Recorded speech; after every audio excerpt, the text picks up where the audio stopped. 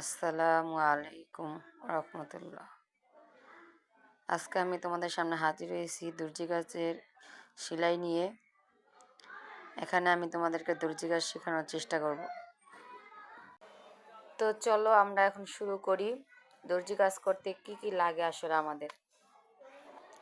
একেবারে নতুনদের জন্য যারা শিখতে চাও, এই ভিডিওটা দেখলে একেবারে সম্পূর্ণ শিখতে পারবে। প্রথমেই লাগবে আমাদের একটা কেচি এবং একটা ফিতা, এরপর লাগবে চক, এরপরে লাগবে একটা স্কেল,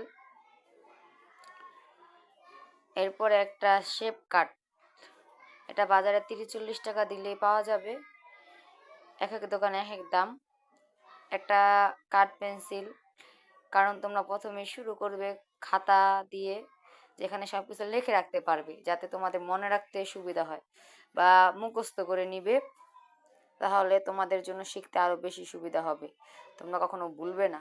এই জন্য আগে একটা খাতা কলম নিয়ে নেবে এবং খাতা লেখা শুরু করবে। তো চলো আমরা চলে যাই মাপের নাম ও অর্থ। আজকে আমাদের ক্লাস 1-এ মাপের নাম ও অর্থ শিখব। 1 নম্বরে পুট ও শোল্ডার, কাদের মাপ।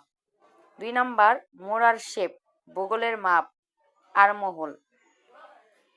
এরপরে আছে 3 নম্বর ছাতি বা বডি সমান সমান বুকের মাপ। 4 নম্বর হচ্ছে সেলফ সমান সমান পুট হতে কোমর পর্যন্ত।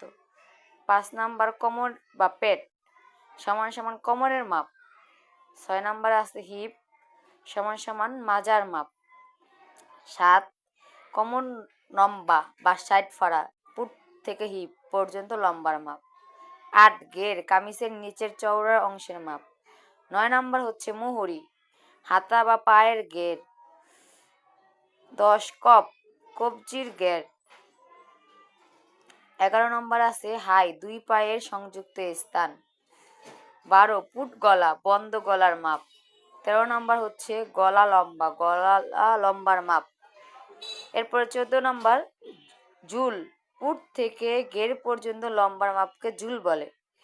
তোমরা মনোযোগ দিয়ে এটা লিখে রাখো বা শুনো, যেটাই করো স্ক্রিনশট দিয়ে রাখতে পারো, অথবা দেখা গেছে তোমরা একটা খাতা কলম নিয়ে লিখে রাখতে পারো, তাহলে তোমাদের জন্য সবচেয়ে থেকে ভালো হবে। এরপরে চলো আমরা চিত্র আকারে তোমাদেরকে বোঝানোর চেষ্টা করি। একটা কামিজের চিত্র আর্ট করছি আমি, তো এটা দেখাও এবং বোঝার চেষ্টা করো। তোমরা দেখলে বুঝবা যে এটা খুবই সহজ। তোমরা সবার প্রথমে একটা খাতা পেন্সিল নিয়ে নাও এবং আর্ট করার চেষ্টা করো। এরপরে কাগজ দিয়ে কাটবে, এরপরে কাপড়ে কাটবে, ঠিক আছে?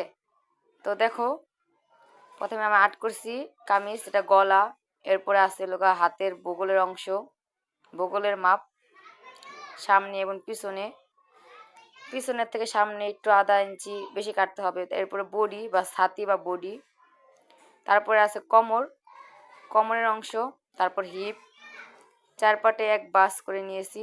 এরপর ফাড়া 1 ইঞ্চি বেশি নিয়েছি।